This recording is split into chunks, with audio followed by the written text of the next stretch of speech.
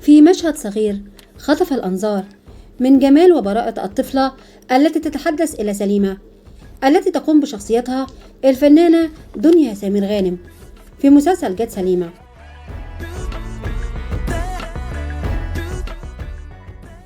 وما لفت الأنظار إليها وجه الشبه بينها وبين سمير غانم، فضلا عن اسمها الحقيقي التي ظهرت به كايلا.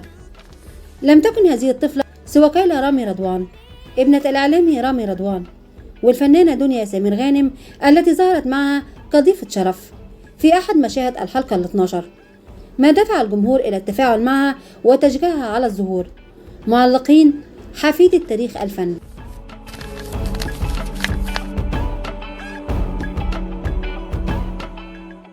خاصة أنها حفيدة الفنان سمير غانم والفنانة دلال عبد العزيز. في أول تعليق لرامي رضوان على ظهور ابنته الأول في التمثيل: حبيبتي وروحي، ربنا يحفظك ويحرسك ويبارك فيكي، ما شاء الله ولا قوة إلا بالله. كلمات دونها الإعلامي رامي رضوان عبر صفحته الشخصية على مواقع التواصل الاجتماعي على مشهد ظهور ابنته الوحيدة كايلا كضيفة شرف في المسلسل الذي تقوم ببطولته والدتها الفنانة دنيا سمير غانم.